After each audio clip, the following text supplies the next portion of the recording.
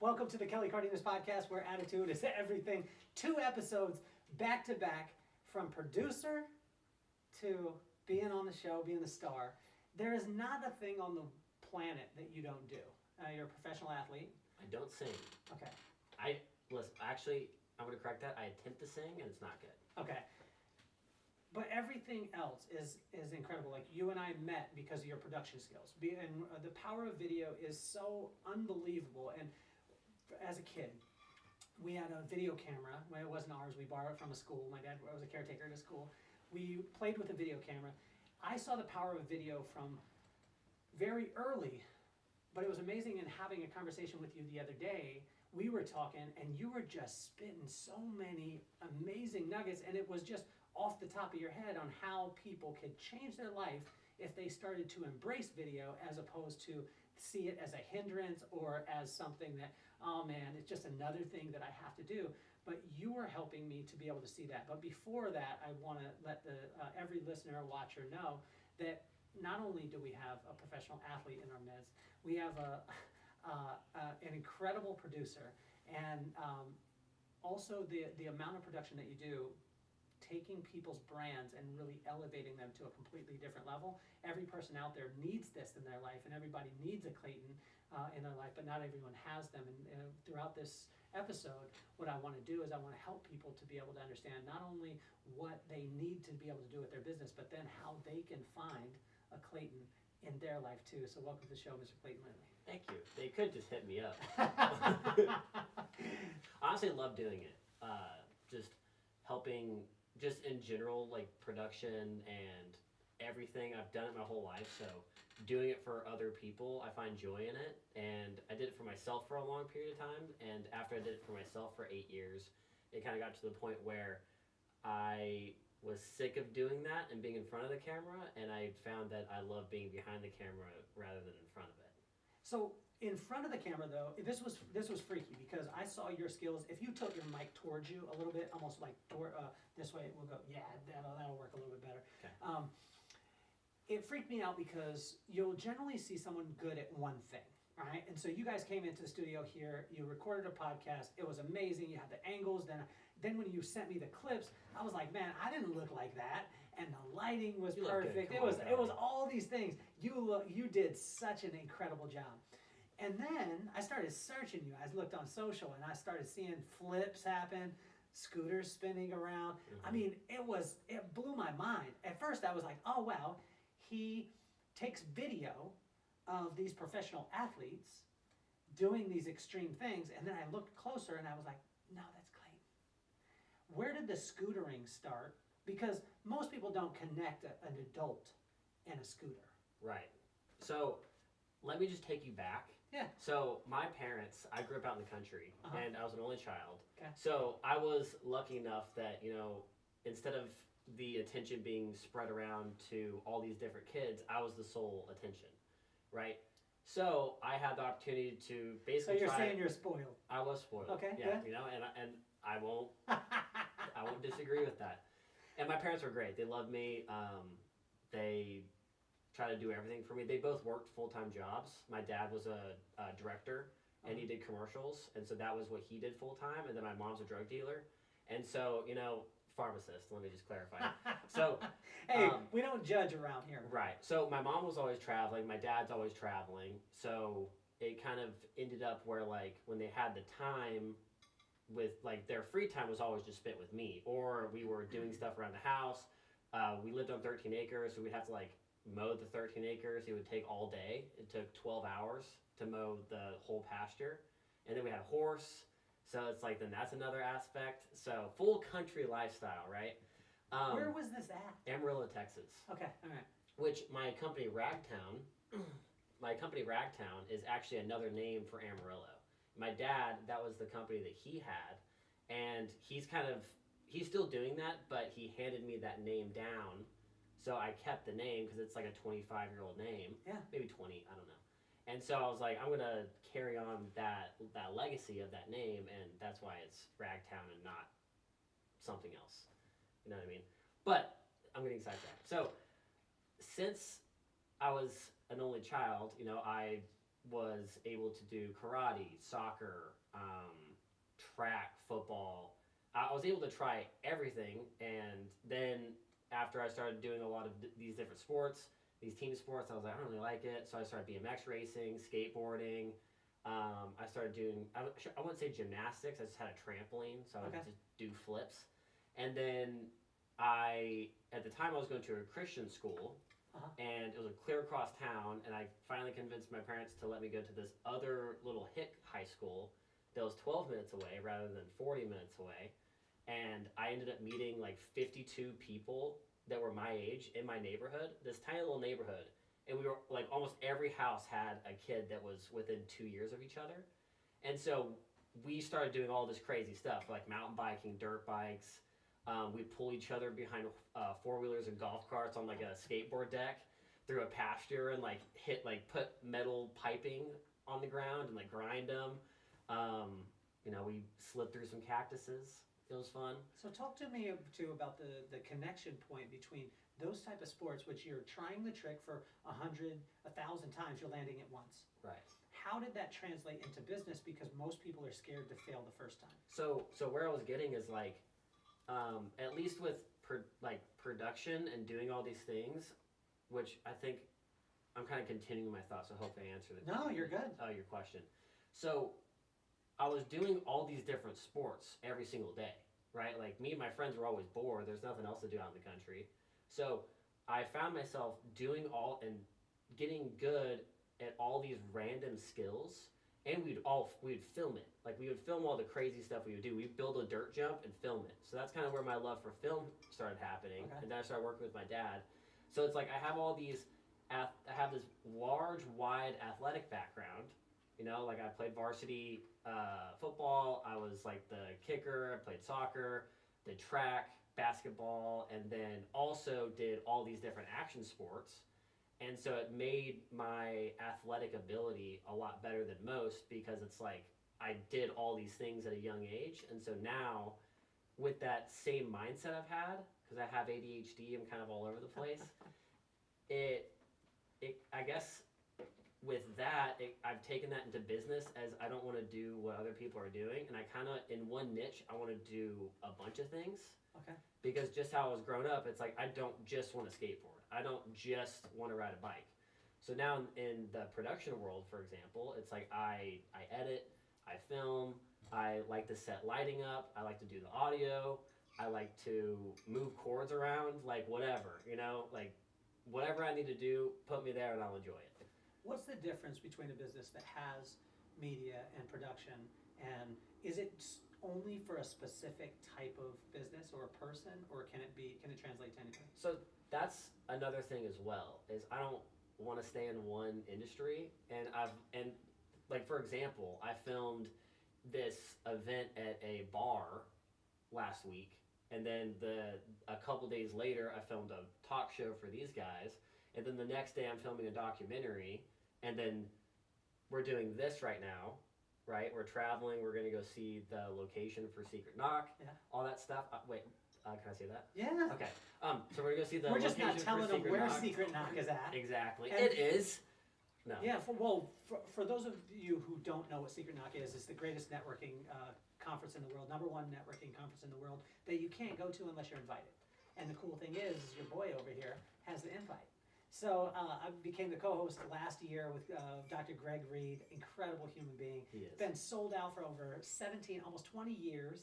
Wait, it's been sold out for that long? Sold out. Like, you can't get a ticket. Wow. And the only way you could get a ticket is if you're invited. And Right. there's only a couple of people that can invite. And so, I mean, but it literally, have you been to Secret Knock yet? Just Prosperity Camp. I'm going to tell you this.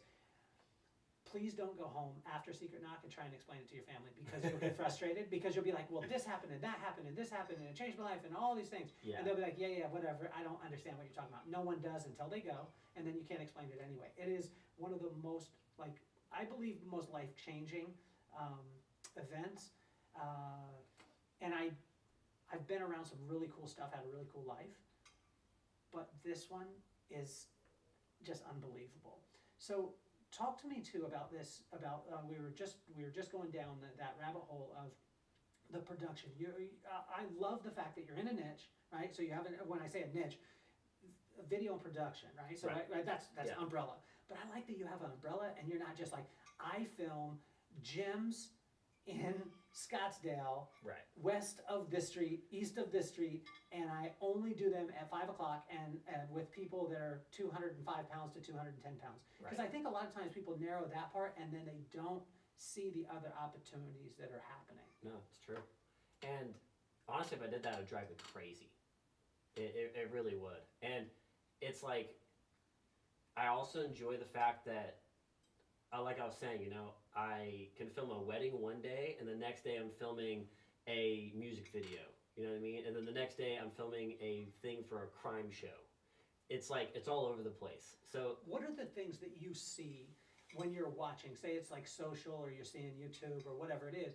What are the little things that a person could change with their video production that would literally make, you know, massive changes for them? Say, when I say this, there's a couple of things for me as far as Zoom meetings. Okay, so we started doing Zoom meetings 17 years ago. It wasn't on Zoom. It was on, what did we use first? I think we used Skype first, and then we did that one. yeah. But that's how we communicated in our company. So we had a location in Chicago, and we had one in Vegas, and we had one in Salt Lake. And we would do meetings every single week, but all of them would have to be on film. And one of the biggest things that we taught people was to actually use the camera as the eyes of the person you were looking at, as opposed to looking at the image of the person. And this was massive. So when we did that by the time COVID hit, we had done it for 17 years. And really ahead of the game. so when COVID hit though, and we were doing online education, people had us do online, the people inside of our company were connecting on a completely different level because they were just using the camera as eyeballs. That was one little shift. When you look at video, like when you look at someone's clips, or you look at their reels, or you look at social media, or any of those things, Clayton, what would be a couple of little actionable things that a person could do that literally would change things for them?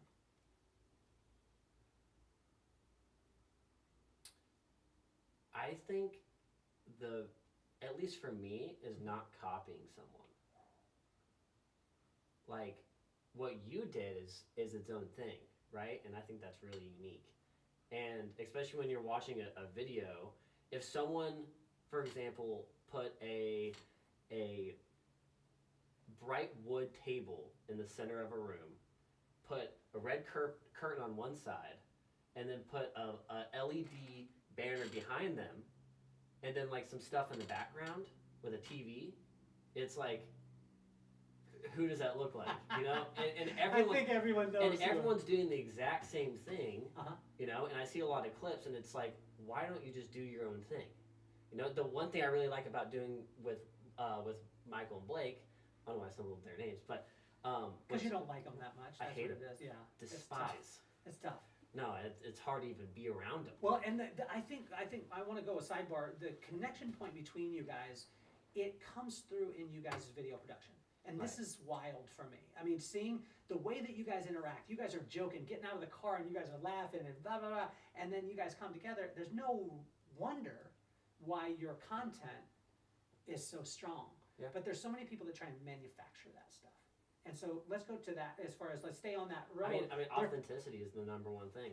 And a lot of people, especially nowadays, because authenticity is a slow grow.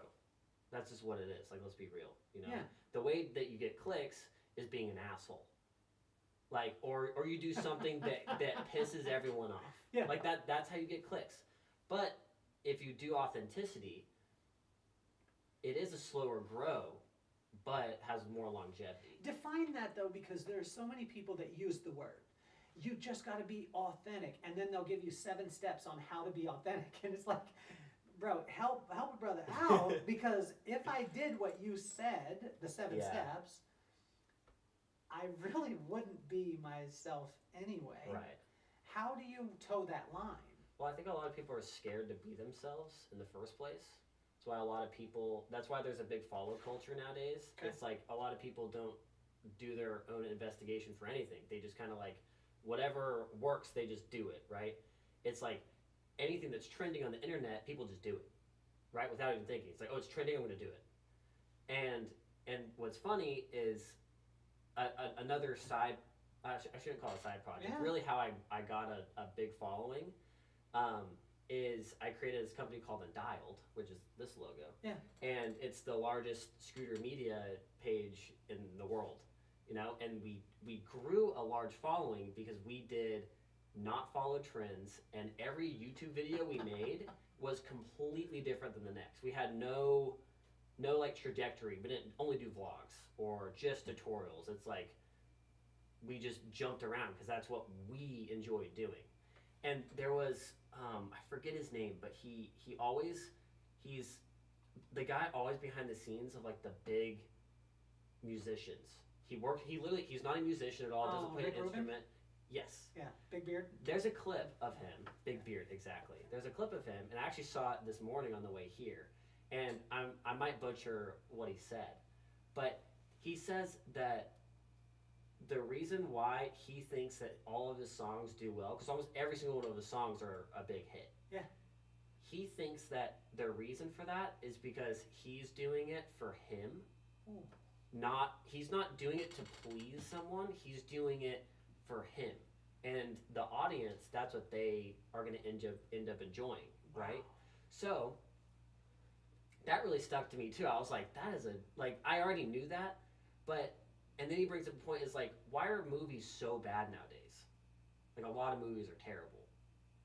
Because they're trying to fit the audience and make something that the audience is going to like, not what the director or the producer actually likes. Wow. How do you deal with or reconcile it though when, say you do something, which you've done in the past, and I mean the work that you do is phenomenal. I know that you just worked with. Well, it's incredible, man. I mean, the work that you're doing with Janisha. Yeah. Adams-Ginyard. Love her. She's phenomenal. awesome. Black, on Black Panther, Wakanda Forever. Just at South Park. It's just was on South Park. All these things. You're doing these projects, and the common denominator is they all are just really cool. Yeah. But how do you reconcile when you're doing something, as you say, authentic? I guess authentic is a bad word nowadays. Well, it's just it's overused. Yeah. But I like where you were going with it. But how do you reconcile that when you see a lot of times people maybe jump to the front of the line because they just followed something, right? They followed an algorithm, they follow whatever, and here you are doing what you love, what you're passionate about, but maybe it's not getting the traction at the speed that you want. How do you reconcile that in your mind? Don't give up, because here's the problem. There's people that I've worked with, and I start helping them make content, and after 3 months they're done because it doesn't get the turnaround that they want. It's also because they want to just follow the trends and do what's trending. And I'm like, okay, take the wheel. You're paying me, I'll do it for you. But this is my advice to not do this. Let's do something different. No. Whatever. Then they always quit after 3 months. Literally 3 months every single time. Every single time. It's insane. And it takes 6 months for YouTube, a consistent posting on YouTube consistently, for the algorithm to actually promote you, because they know that people give up after 3 months. That's pretty often. And another thing is the people that blow up really, really big. We'll use Lil Nas X. Yeah. He's still bigger. Who's some Gucci Gang? I can't remember. Lil Pump. Oh yeah. Lil Pump. Exactly. You don't remember his name. Exactly. You don't remember his name. Yeah. They all blew up so fast, and then they're forgotten quickly. Yeah. So it's like what goes up must come down. So the faster the ball's thrown, the faster the ball's going to come down. It's always going to come down eventually, right? But if it has a slow incline, it's like an airplane. If you go up and your engines go out in an airplane, you're high enough. You still got plenty of time to recover. And then you can go back up once the engine come off. But if you're just a ball, you go up, you're just coming down, and that's the end. Well, this is a bad connection point, I think. But in the Taylor Swift kind of thing, I think a lot of times people thought that she blew up, but it was amazing to be able to see her trajectory and how that slow trajectory, and then the domination, and then being able to stay in those realms. Yep. What do you say to the person that's on that ascend or that is in 3 months, which I would suggest if a person works with you, like, shut up, sit down, and allow Clayton to do your stuff. Like, if I'm bringing in the best, which you are the best in that industry, I shut up, I do what you tell me to do, and I ride the thing, because I have so many times people are like, I gotta have an ROI tomorrow. Well, talk to me about the difference between brand building and ROI, like sales. It's tough. Because nowadays it's like everything's so oversaturated because everyone wants the next million viewed video.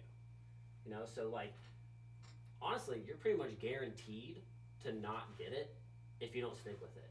And that's really the name of the game. Like, you're not gonna get, you on TikTok, well, their whole strategy is that your first like 20 videos or something, they'll give you a post that blows up, you know, and it's like, oh, I want more, I want more. You know, so they're feeding into the dopamine rush. Yeah. And it's smart. That's why TikTok blew up, because if you look, there's so many people that have over 1 million followers on TikTok, and it's like, and those people will even say that it's even more impressive to have it on Instagram, because they'll have 1 million followers on TikTok, but 10, 20,000 on Instagram. You know, it's not even comparable, because Instagram's tough to even grow on. I don't know if that answered your question. Well, but it does. When we're talking about the difference between like sales and ROI, because that's where a lot of people look, where they're like, you know, they'll jump into a realm and they'll think, you know, oh, I need to get this result as quickly as possible. And I always just caution people from that, right? In any type of business. But especially, like you were just saying that in the video side of it and then the production side of it, like, what kind of realistic expectation can a person have? You shouldn't have any. The only way that you can have a realistic expectation is if you're paying to promote your posts. That's really the only expectation you can have. Because there's no way to say, like, oh, I have 10 subscribers on YouTube, this video is gonna get 1 million views. Like, it's not. Like, it just is not going to. There's, every now and then there'll be those videos that just pop off because it was posted at the right time, it's a trending topic. You know, they did everything correctly at the perfect time. And on YouTube, my biggest viewed videos that reached over 1 million views were always just super random. And even there's videos now that have been posted for, you know, 6 years and they just go up to 1 million views. You know, it's so docile. Like, you don't know what's gonna happen. Like, you really don't. So when a person is producing, well, at least onto social media, obviously. Yeah. So, I mean, when a person is producing, let's say, you know, content is a big word. Like, I'm a content producer. You need more content. You know what I'm talking about. Like, if I say those words, the like, voice was perfect. You need content. You need authenticity. But why? Like, what's the difference between that, just producing a bunch of content, and truly what you do? I mean, I've seen you build brands. Like, I've seen you. I see what you're doing with the guys, with Michael and Blake, and what you guys are doing is you're building something that is long lasting. Mm-hmm. You know, is that the strategy when you go in? It's different every time. Nowadays, it's so hard because, you know, like I said, everyone's doing it, and there's people that have, you know, $1 million budget to spend on promoting one single post. You know, and it's hard to compete with that because you can't compete with it. Yeah. Unless you have a mil just to toss out into an Instagram post. What about the things in the videos, like the specifics? Like, it blows my mind sometimes when a person will be on video, right, and they'll have the little mic that can be clipped onto you, that's a lavalier, and they're holding it like my dad used to hold something in the 70s, and they're holding it and talking into it. Yeah. And I just think, why don't you just clip it on?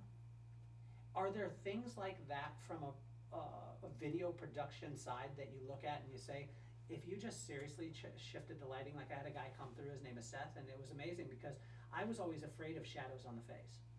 No, you should accept it. I was so I would blow out. It sets the tone, yeah. I would blow out every image of me, I would have the brightest lights right in my face, and I would have like, I just want to look the same on. And then he was like, no, if you have triangles on the side and it has a little shadow. And then he was like, you need to have a hair light, which we have a light that's sitting over the top of us that makes us pop a little bit. And then your background light too, your backlight, which makes us pop even more. But for you, what are some of those little tiny things that a person maybe that doesn't have a Clayton right now in their life that can do? I mean, literally just go get YouTube certified in anything, like how to light a podcast room. Boom, YouTube certified. Really? You're a pro. Yeah. That's what, like, if there's sometimes questions I don't have, because granted, like, I know a lot about a bunch of stuff, but it's like, I still watch a couple YouTube videos every day on lighting. I watch a couple YouTube videos on, like, how to properly set up the acoustics to, like, deflect the audio best in, like, a weird room. You know what I mean? Just weird stuff like that. And then like setting up sets. I don't know, it's just interesting. I'm always trying to learn more, as everyone should. And if you're trying to go into the content world, it's like, why would you not learn more? It's like, for example, you always thought that shadows were bad, but if you really think about it, that's so unnatural. Everything has shadows. Yeah. When you walk outside, there's shadows everywhere, even at night. There's moon shadows. Like, there's always, I don't know, you just got to think of it from a natural perspective. And I think a lot of people try to make stuff look unnatural, but the best look is, like, what we have right now, the lighting looks really cool, and a lot of people can't accept that. What about the permission that you give yourself to try over and over again? I go back to like the scootering or skateboarding where when you're trying a trick, you don't land it on the first time, right? Nowadays, most of the time. Really? Well, but that's because you've tried I've fallen and broken a lot of times. bones. Yeah. But most of the time, we only see a person landing the trick. Right. We don't see the 15 times, 20 times, 50 times that they try and do a 12 I mess up in stand. almost every production. Really? There's something that I'm just like, oh, I should have done better. Like, I'm always really hard on myself of like being so nitpicky, and it's always right when I roll. Like, right when the camera rolls, I'm like, I'm like, I should have done this. I should have, like, angled this a little bit more, like, moved this.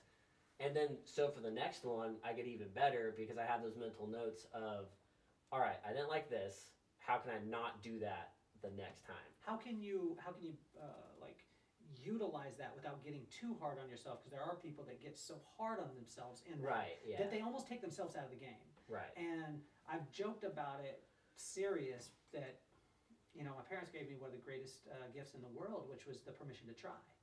Absolutely. And just to be able to try, fail, suck, call it though.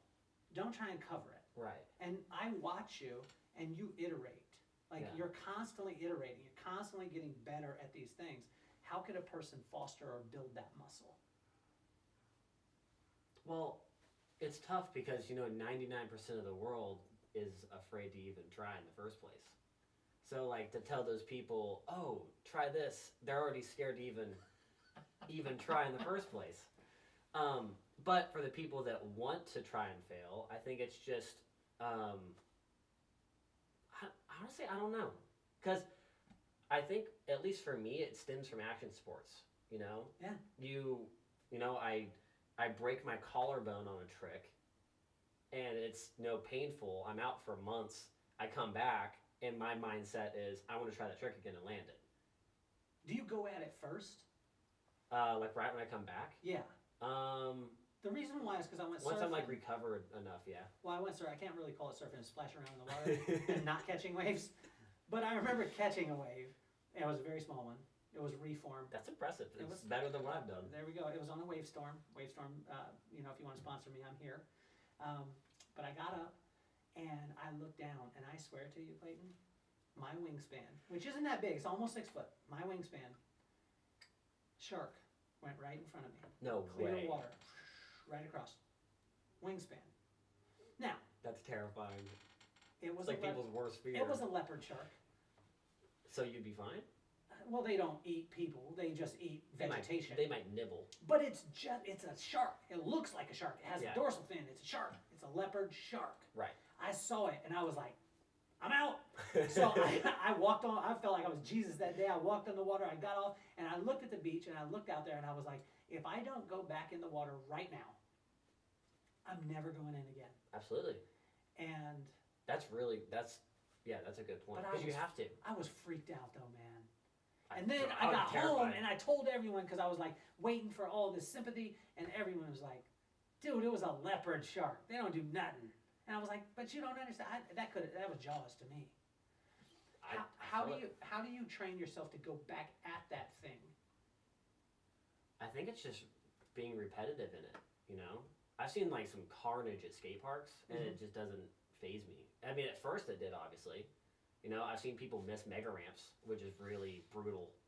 Like, really brutal. And you watch that happen, and, you know, then you're like, all right, well, my turn. You know, and you drop in and do your trick. You're drop into a 6-story roll-in and hitting a 40-foot gap after someone just shattered their hand, broke their pelvis, and broke their back, you know? Like, that's the mindset you have to have, and I guess I've just been lucky enough over the years doing that. I think it just stems from doing something that's unnatural to your brain. I think that's what it comes down to, is whether it's like, it could even be like a really hard massage. It's like, this hurts, but I'm going to go through it and persevere. You know, you just get through it. And then you do it again. You know, it's like stretching, actually. That's a great thing. You know, it hurts at first, and you're like, I don't want to do this. Yeah. But you just sit through it, you relax, pain's gone. Is there any formulas to this kind of stuff as far as the perseverance or the grit and stuff like that? The reason why I say is because people will ask me about it, and for me, I don't really have a formula. It's just like continuing through. I mean, I look back, I can reverse engineer it, look at, you know, some of the things. I mean, my pop was a tyrant when we were kids. You know, he put us against the car when I was 4th grade, so I'm 8 years old. My brother. Put you against the car, like. So he like to spank you, or no? He put me against the car, put my brother against the car. So I was maybe 9, my brother's maybe 12. Puts us against his car, stands right in front of his car. It's a '67 MGB GT. He steps back about maybe 10 yards away from us with a regular sized football. And at this time, so I'm 9, so he was probably 31. Okay. 31-year-old man against a 9-year-old. That's pretty strong. He steps back about 10 yards and he grabs the ball, and my brother said that he wanted to play football. And he said, I'll teach you how to play football. And he said, if you don't catch this ball and it touches my car, I will whip your ass. And he put me and my brother in front of the car and threw the ball as hard as he possibly could. My brother caught everything. Now, I deflected everything. I had red arms at the end, but my brother was like, to this day, my brother could catch anything. Now, if someone asks me a formula, I can't tell them, like, put your kid against the car. You know what I'm saying? Well, maybe the formula is drive. How do you build it? How do you build that thing inside Clayton that says, I'm going to go do a gap that big? Because for you, it's like, how do you build drive?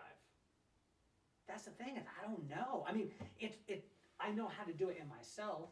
I do it, I do circumstantial visualization. Have you ever heard of that? So it is stupid. It's really stupid. It's not stupid. Well, when I say it's not, I said circumstantial visualization. That's a lot of syllables, right? It is a lot of syllables. It's a lot. Say it real quick. Circumstantial visualization. Yeah, no. Maybe we could write our next book. You and I together, we'll co-author it, called Circumstantial Visualization. But we won't be able to go on tour because we can't say that. Say it fast. Circumstantial. It doesn't come out.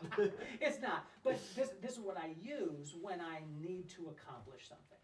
So my wife had me do she didn't have me, she challenged me to do a marathon. And I said that I could. She said, no, you can't. And I said, I'll do it tomorrow. Because that's just, you know, being stupid. And that's also just who you are. And she said, I'll bet you a girls' weekend, all expenses paid, by you, against a guy's weekend, all expenses paid by me, that you can't finish the marathon. You can never do that. I said, it's on. So I didn't train at all. I ran 2 miles 4 times. I got socks the day of. I bought shoes the night before. Didn't break them in. Got to the race. Here was my circumstantial visualization. My family and I are in the car. We're 13.1 miles outside of town. We break down. I have to walk 13.1 miles to get the gas and 13.1 miles back, 26.2 miles, or else my family dies. this is my circumstantial visualization when I started that race. And you know what happened? That's going to make you finish. I did the 26.2. So it's not, for me, that's a simple process. Right. How do you do it? But I wouldn't say, now, let me do a disclaimer. Our book and our course that's coming out, Clayton, say it with me. How to run a marathon. Yeah, exactly. That's easier to say, right? Circumstantial visualization. You gotta say it with heart. Say it from your chest. Say it from your chest. Visualization. I don't even know if it's a word. No, it is. I think. I don't know. Do you have a dictionary? I don't know. Maybe they could pop it up on the screen. I don't know. Can you guys look it up? Is that a word? But with our course, I would not recommend that for anyone. I just, like when someone asks me, it's how I could get through it. Yeah. Does that make sense? Yeah, no, it makes sense. How do you do it? You're going for a gap like that, what'd you say, 6-story drop, 40-foot gap. Was that the right dimensions? Mm-hmm. Or did I fudge them? That was right? Yeah, that's right. Perfect? Mm-hmm. Spot on. I visualized it. You sure did. There we go. So if I'm going 6 stories down, 40-foot gap, in Clayton's head, what the hell are you thinking? Don't die. That's it. Yeah. Don't miss. Don't go left. Don't go right. Go straight. That's it. Yeah. Go fast. Are you excited or are you freaked out? Terrified. It's like base jumping, for example. You're acting like I know what that, So what it feels like. I know what it is. No, so. You act like everyone out there is. Listen, Kelly. I'm getting to it. I'm not circumstantially visualizing this though. It's true. Help a brother out. You just said, it's like jumping off a mountain with a parachute illegally. That's what you just said. No, it's legal. It's some places. Some places. Some places. Okay. Where I go, it's legal. Okay. But the mindset before you go is like, all right, if I mess this up, I die. Right? Like that's literally. How often do you put yourself in these type of situations? For a while, it's like every other day. Every other day, you put yourself in a situation where you can just, if it doesn't go well, you die. In base jumping, yeah. And skydiving, it's really safe. How do you come back to normal life then? You know what I'm saying? Like some people. So this is seek weird. That thrill. So I started. My scare factor was getting pulled behind a 4-wheeler on a skateboard deck. Right. That was at 12. 12. How fast are you going? The 4-wheeler maxed out at 40, so 40. Wow. It was terrible. Terrible ideas as children. Yeah, of course. You know, of course. So that's where we started, right? Okay. And that was what was fun. Uh-huh. Then it got to like, oh, how big of a jump can we make? Okay, all right, we're hitting 40-foot jumps on a snowboard. Okay, 15, right? That's where we're at. And then it's like I start traveling for scooters and start doing all this stuff. Then I start going to all the Nitro World Games and doing stuff on the Nitro Circus ramp. And then it gets to, that's like as big as it gets in action sports. Yeah. At least on like normal wheeled stuff, because dirt bike dudes are hitting 120-foot gaps doing flips for fun. You know what I mean? Like, that's crazy. But so then it's like I got to this point where it's like, okay, well, what's next? Right? So then I start skydiving, and then skydiving isn't scary anymore. So then I go to base jumping. And then I'm like, oh, I can put scooters and base jumping together. And so scooters and base jumping? Yeah, I rode off a bridge and did a backflip on my scooter and then pulled the parachute. How big was the bridge? It's like 490 feet. Where? In Twin Falls, Was Idaho. this legal? Yeah. It was legal to ride your scooter off a bridge, 420 feet. Mm-hmm. You sure? 490. You were just moving your jaw a little bit, like you. No, like it wasn't all the way legal. The Prime Bridge is the only legal bridge in the United States. For scooter base jumping. To base jump off of, yeah. Have other people scooter base jumped, or did you make that up? I made it up. You made it up. Mm-hmm. And then I'm planning something else, but I'm not gonna say it. You won't say it? Even just a little bit? Just a little preview? Is it gonna freak you out? It's gonna freak you out. You jumping off the moon? I mean, it's gonna scare my mom for sure, but. What does your mom say to you? Does she call you and be like, Clayton, just don't do it? They know that I'm not doing anything out. Like, I'm not doing something stupid. Like, I'm not climbing. Going on a scooter with a parachute on your back off a 490 foot. That's dumb. Like, okay. Yes. But like, my other stuff is like I jump safe objects. So what's a safe object to jump? It's like when you jump and your parachute opens up backwards, you still have plenty of time to like recover. And how far off the thing are you talking about though? Because you said that this is safe. I mean, it's not safe, but safer. Safer than what? Like shooting yourself? That's a guarantee, though. Okay. So what is this thing that you jump off that you said? It's just it like depends on the object. Do you do the towers? Mm-hmm. You do the towers. What's I the don't like tallest tower that you've ever done? So I've only done one. It was in Dallas, and I almost died. And then I took a little break for a little bit. How long? Almost a little bit for Clayton. Like 8 months. Okay. Yeah, and then I've kind of started dabbling back in. Talk to me about my girlfriend hates it, which is fair. Of course. So. Talk to me about the nitro circus stuff. Mm-hmm. Like how'd you get connected with it, and what was the? I was like one of the top. I guess I still am like one of the top people in my sport. You're super humble. You so. are the I top. appreciate it. Okay. Not the top. Ryan Williams is the top. Scootering. Yeah. What is it called? Is it scootering? Scootering. Do you call it scootering? Yeah. When someone says it, do you say I scooter? Yeah. Okay. Yeah, so I ride that's scooters. the proper verb is I scooter. Mm-hmm. Not I ride scooters. I do Either way, it's like scootering. I skate, I skateboard, I ride skateboards. Okay. It's the same. So give me Same thing. give me all the past tense and everything like that with it, the verbs. All the right pronouns. I scooter. I scooter. Yeah. I ride a scooter. I scooter. You say I scoot. No. Does anyone say that? Only people that don't scooter. Okay. Yeah. Like I scoot. It's like a derogatory term. It would be. Yeah. Oh, you scoot, man. Or like you're a scooterer. That it doesn't even make sense in the first place. Doesn't. You're a skater. Like doesn't make sense. But the scooter has an ER on it, and then you're trying to add an ER to that. So what would you say? Are you a scooter? You are a scooter rider. Scooter rider. Yeah. I just want to help this out because I don't want to be that guy. That's But I see what you mean now. My Because it'd buddy, be like, I'm a skateboarder, but then people are like, oh, you're a scooterer. So, but that would get me in the nitro circus world. That would get me like the guy like he don't know what he's talking about. Because I want to hang. I want to be down. No one cares. I want to be down though. So I mean, shouldn't roll in. I shouldn't roll in and be like, serious. I scoot too. You shouldn't say that. You can. You shouldn't.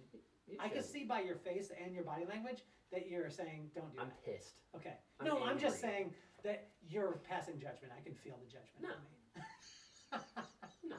So how did the Nitro Circus part? Because most people see a scooter like we talked about, and they don't think, "Wow, one of the most elite athletes in the world." Unless you're in action sports, then it's like people are trying quadruple backflips. Quadruple? Yeah. What's the My friend Barzy tried it and like messed himself up, but he's trying it. What's the craziest trick that you can do right now, or that you've accomplished? It's called the tornado plant. What is that? So it was on the mega ramp quarter pipe, like the X Games mega ramp. How big is the X Games? It's 28. The quarter pipe is 28 and a half feet tall, so it's like 3 stories tall. And I did a front flip 90, landed on 1 foot, and then front flipped back into the quarter pipe. So it's called the tornado plant. So I'm from Tornado Alley, and then I like doing spins, so everyone calls me the Tornado. That's your moniker? Mm-hmm. The Tornado. Yes. How do they like shorten that? Little NATO. It is? No. It is? No, there was a video we made. I thought you really had. And we did like a little. Yeah, we did like a little rap thing. I can't rap, but yeah, my NATO? joke. Yeah, it was so stupid, but yeah, you can call me that. Okay, I can call you NATO. Actually, yeah, that's pretty dope. I think NATO would be cool. That's dope. If you did Lil NATO, no, and you had like a chain, I just don't know. I'm too red, bro. Yeah, I'm too sunburned. Yeah. Yeah, I can't wear a chain. So what's the pinnacle? You said who's the guy? His name's Ryan Williams. He's the guy. He wins every gold medal in BMX. Okay. He's done a bunch of stuff on mountain bikes. Yeah. And then he's like top scooter guy, but he's like the baby of Nitro Circus. He's number one. When did you compete last? I don't know. Maybe. Oh, it was actually right before COVID. Do you still compete now? No, not really. No. Why kind not? of just burnt out. Burnt out. Because I went from there was too much scooting. Well, yeah, it's like my business was ran off of it. All my friends did it. Every time I would travel, I scootered. You know what I mean? And then all my conversations with all my friends were scooter, and then everything I'm doing for work is scooter, and then everything on my Instagram is scooter.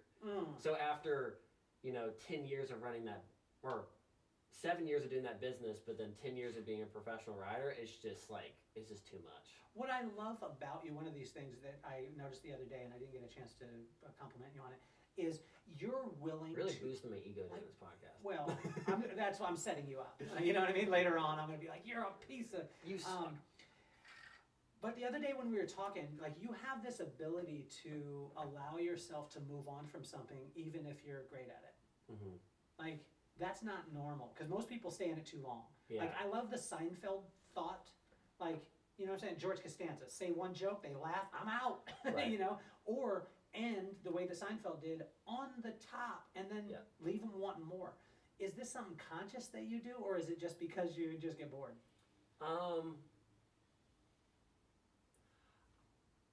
I guess from like what we talked about at the beginning of the podcast, I like doing different things. Yeah. Granted, I was doing different things, you know, like, and I was living in like a really cool lifestyle, but it doesn't pay that well being in action sports, you know. So, and I was already doing a lot of media stuff. So when COVID happened, that also means competition stopped, and that also means that the industry has kind of took a hit in like 2021 after COVID, because they all overstocked in every action sport world. So everyone like cut people's pay, and I was like, you know what, I can't live like this. You know, I'm getting older. I have a skill set that I can go out and use, and right now is kind of the perfect time to go out and do it. So it's funny. I've only been doing freelance like full time for a year now. Really? Yeah, for like a year and 2 months. What are some of the principles that have transcended, that you've taken from like action sports and things like that transcend? Because I always, for me, I always look at the principles. I think a lot of times people look at the, you know, circumstantial systems. There's that circumstance thing again. They look at, okay, well, what do I do in this particular situation? They focus so hard on it, as opposed to saying, what's the principle in it? So let me give you an example. If you're going to build any business, right? So first you get in line the reason why you started in the first place, right? So you do that. Second, you develop your leadership, right? Third, you develop the culture, which is developed by the leadership. Yeah. And then fourth, the culture, which is the set of beliefs that the people act in and the things they're actually doing, spit out a bunch of data that says, here's all the things that we screwed up on, and then you write them down and they become your system. So for me, principle-based, when you're going through, you can use those in any business that you go through. What are some of the things from your early stages, or jumping off bridges with scooters and you know, backpack or parachute? What are some of the principles that you were able to say, okay, I just shift and then I apply them? Because I've seen you be consistently successful in every single thing that you touch. Not because it's just the Midas touch, because you keep working hard at it. But what are the principles? I think it's two things. It's focus, just putting your attention onto one thing. And if I don't know, school is hard for me because I couldn't focus on it because I didn't care about it, you know? So that's one thing I was not successful in. That was bad. How was your grades? I had like a 1.6 GPA. Yes, dude, you got to work hard to get a 1.6. You got to be focused. It's focus. Yeah.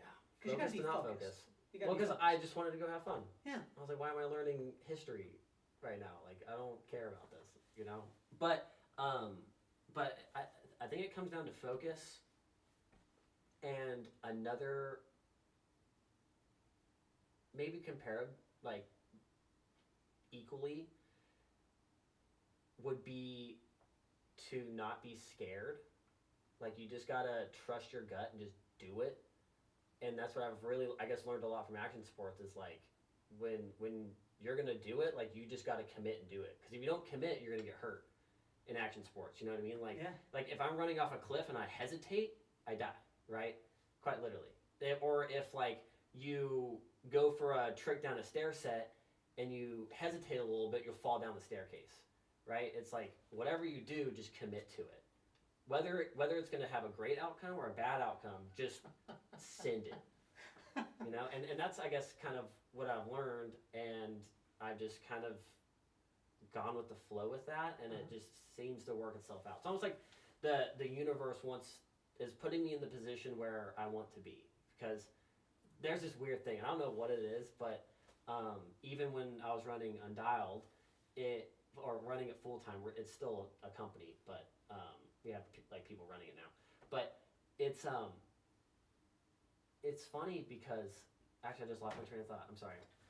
Running when you're running Undialed, because you were talking about focus and connection point with it. When you hesitate, it doesn't work out, and you said the universe. Puts you in that place. Yeah, okay, sorry. My scatterbrain's kicking in. That's okay. So, and the Celsius is kicking in. That's a good one. It is a good one. I can't believe that you ordered the Celsius. You were sitting here in the studio. You were producing the last episode. You ordered. This is the crazy thing about technology and what I love, is you normally you were like, yeah, I ordered a Celsius and a Snickers, and then it just showed up at the house. For me, like, this is what I'm talking about, blowing my mind, technology, and there's so many things out there that can make your life so much easier. I know.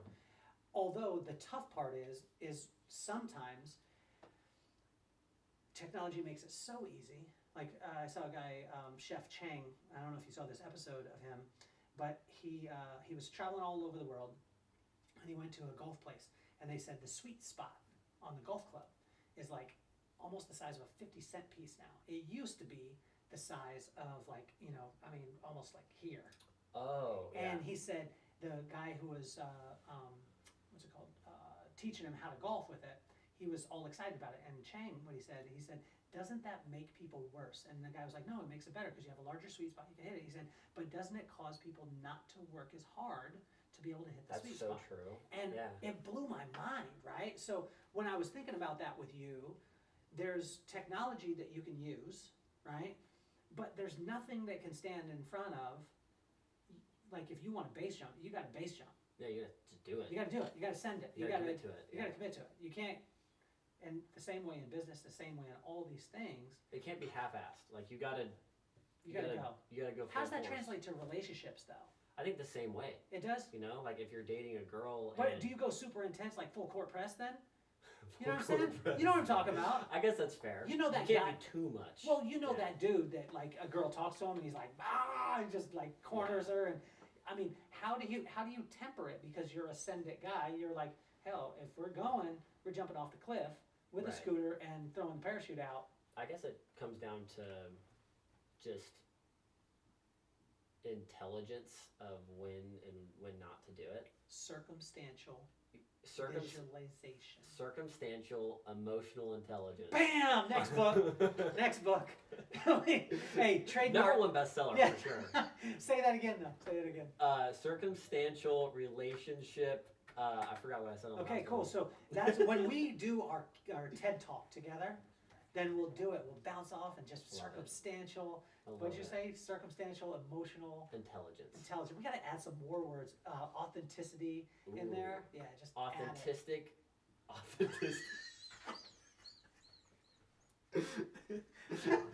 We're gonna have to cut that part out. This is bad. Yeah. Anyways. Okay. Okay. Let me finish what I was saying a minute ago, because this. I'm just joking. All right, I'm leaving. No.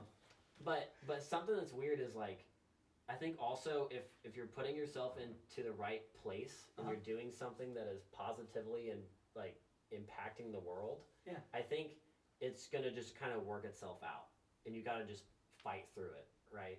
Because every time that when we were running Undialed, because we were traveling a lot, spending our money on rent, blah blah blah, and like food and more plane tickets. Every time we'd be like, oh my gosh, we're not gonna make rent this month. Something would happen. It's like we would get a check, boom, then the next day, And I think it's because we were doing something that was helping other people grow their networks. Because that's a big part of what Undialed was, is helping kids and I'm being serious about these countries: Kazakhstan, Iraq, India, and then now some of the guys that we promoted on our account are the #1 riders in the world and the most followed, like contest-wise. And we pushed them and promoted them through our Instagram account, Undialed. Wow. Yeah. Our hashtag has 1.1 million uses on it. Holy and we started cow. it at less than 100. Really? Yeah. It's like a cult. It's crazy. People have Undialed tattooed right here on their wrist. Really? It's insane. Do you give an incentive for that? No. High five. High five. Yeah, I got it though. You got one on there? Yeah, it's a good incentive. Gangster. I have a whole album on my phone of just crazy stuff. Really? Of all the crazy tattoos people have gotten of our logo. So outside, you know, the reason why I started the podcast is because of my 2 kids. And when I said this with Michael and Blake, it isn't just about my kids, because I want people to understand that. For me it is, but it could be about their children, right? Yeah. So I want them to watch these podcasts with their kids, or even have their kids watch them, things like that, because the Clayton Lindleys of the world, a lot of times, number one, is untouchable. To be able to have you in the studio is unbelievable, man. But to have one of the top athletes in his field, to be able to sit down across from him, this doesn't happen that often. But so when I say that, I want this to be a master class. I wanted it to be a master class for the next generation, namely Maddox and McKenna. Maddox is 12, McKenna's 14. Do I have a minute, Kelly? You'll have longer. Only Michael took 2 minutes. Blake was like 30 seconds, so he made up for it. But I didn't want them to worship idols. I didn't want my son, when he rides a scooter, to look at you and be like, "Oh my gosh, like he's a god." I just wanted him to be inspired by you. Yeah. What advice would you have for Maddox and McKenna? And if you could use both their names, that would be awesome. Maddox and McKenna. Great names, by the way. Thank you. Great names. My wife picked Great them names. both. Wife picked them both. I was mad when my wife chose Maddox. I think it's cool. It is really, really cool. But I can't think of a way that he'd get bullied for that name. It's an amazing name, and it's him. Like, when you look at him, that's who he is. That's awesome. It's incredible. That's cool. And he's got your hair. Yeah. He's got his hair, man. He's got warrior hair. He's His is shaved off on the sides, and he's got the dreads on the top, and his looks so much Oh, does he? Yeah, Oh, that's he's cool. gangster. That's It's like a little Viking. He's got the Viking blood in him. Yeah. But what I would say is Maddox and McKenna, use their names, Clayton. Come on. I'm sorry. Come on, man. Maddox and McKenna. You slipping What I would already? say to Maddox and McKenna is, I think, to be your own authentic self. No. And visualize. The circumstantial, Emotional intelligence. But Maddox and McKenna, I think the number one thing that you can do is, no matter what you do in life, go full force. Whether, well, I would hope you would think it's a great idea, but whatever you want to do, and really for anyone, like, just do it. You know, it's like the people that say, "Oh, we know one day I'm going to travel. One day I'll start a business. One day I'll move out of my hometown." It's like, why are you just not doing it? You're going to say it for years, or like give yourself a date of when to do it. So that's my advice. If you have anything, put a date on it. Bam. And I think it's cool to hear you say send it. Like, everything, and every person out there listening or watching too, and even myself when you said it, every single thing that I've just dove into, not to say it all turns out exactly the way, Right. but you win, you learn, you know, it happens. It's part of life. But you learn that great lesson when you go all in, when you go half. My dad asked me one time, my pop was like, "Have you ever seen a half pregnant woman?" And I was like, "What do you mean?" He said, "You're either pregnant or you're not." And in hearing that from you, you know, sending it or going all in, man, it's unbelievable to hear it, and to, you know, the simplicity of it, and the circumstantial, emotional intelligence that you have is just uncanny. Thank you. That was a lot of words. It was. That was good. Now that is a novel in itself. I should actually get a degree because I said all those words in succession. I agree. So, how can a person get in touch with you? Instagram. Yeah. Which one are they going for? Just my Clayton Lindley account. Okay. I always read my DMs. I'm honestly I check my DMs multiple times a day because I'm interested. I think it's ridiculous if someone that has under 1 million followers doesn't respond to their DMs. Because they see it. They always do. Like, guaranteed they see your DM. Look into the camera here and tell the people how they can get in touch with, whether it be you or a person that will take their video production to another level. Like, how would we find someone? You know, obviously, everyone in the world, I think, should just call you. I think everyone, if you can't call me, I think you should do it yourself. Like, you might as well. If it's your production, you're the one that cares about it the most. And a lot of people are, like, I'll be honest, I've worked with a lot of people in LA, and a lot of people are not good. say like 70% are just not good. It's like, what are you doing? What's the difference? Which is like really rude to say, but it's like. What's the difference between being good and not being good in your industry? It's like, it's just the little things. You take a extremely overexposed photo for all the photos. Everything's out of focus. You know what I mean? It's like the little stuff, and you can't do that. Or like set up a camera to be straight, but instead they make it crooked and out of focus. It's like, why are you doing this, dude? But I think it's because they don't love it. They're doing it because they think, especially in LA, it's like, oh, this is the movie mecca, right? So I have to do movies. I have to do photography. I have to do this. Have to do that. It's like, no, you don't. And I think that's a big thing too. Is a lot of people don't do what they care about.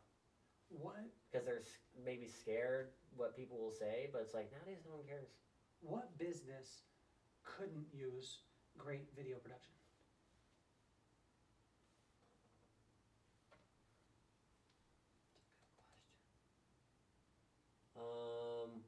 What industry? I can't think of one that couldn't use it. That couldn't use good video production. I really can't. Yeah. Maybe an ant farm business. I mean, you can make a really dope ant video.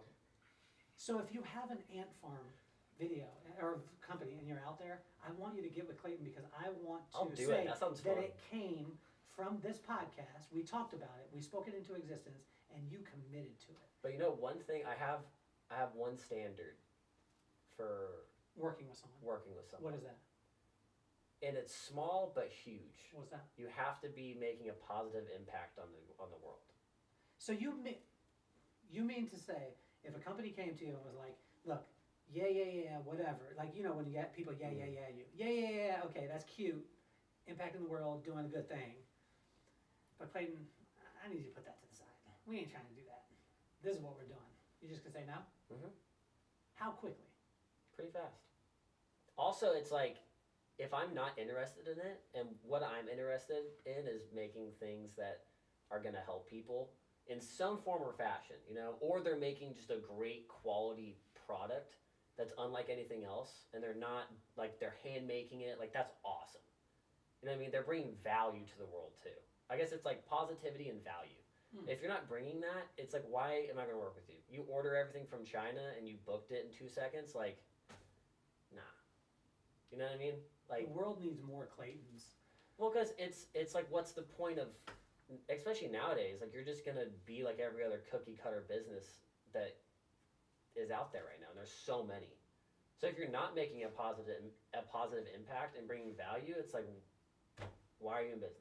Well, it's refreshing to hear it because there are, like, we go back and we kind of end where we've started is, you know, you talked about the red curtain and then the neon sign behind you and everyone looking the same and thinking that because that thing worked for them, no, be inspired by it. Right. But, inspiration is fine. Yeah. Copying is not. Yeah, and that, I just think it's incredible that way. That was, I think that was my alarm for circumstantial visualization. To end the podcast. Let's take a second and just visualize circumstantially how great things could be. You are great. Being here with you is great, Kelly. I want to thank you for being on the show, man. Well, and I want to let the listeners and viewers know that we had a conversation the other day, and I was just like, hey, man, I'd love to be able to have you on the podcast. Last week. You made it happen. You made it happen, and I really, really appreciate it. And like I said, being able to spend time with someone of your caliber it means the world to me, man. And it really inspires me because you continue to do, like, I think more than anything that you will ever say, it's the things that you are doing and we get to watch and say, like, that's possible. Not that I'm going to go out and jump off a bridge tomorrow. Good. But safely. I don't know, man. Bridge is pretty safe. Bridge is safe. Don't bungee jump, though. More dangerous. More dangerous than jumping off with a parachute. Guaranteed. Guaranteed. These are strong guarantees. That is a guarantee. It's a promise, Kelly. Okay, so there's a disclaimer because actually, maybe don't. I don't want this promise to. But I just think it's really cool that you know, we talked about it a week ago, and now we're sitting here, sitting in the studio. It's been the new studio. Yeah, it's awesome, fun, man. And it's been incredible. Shout out to my friend Craig Gottlieb. He's the World War II expert on Pawn Stars, and he's in Oh. a men's group. And we just, we spend time together every week. And he said, he's an action dude, and he's like, when do you want to do it? And I said, well, I'm thinking about doing the studio, and showed it to him, and he's like, you tell me when to go. And I remember calling him like 2 o'clock in the afternoon. I was like,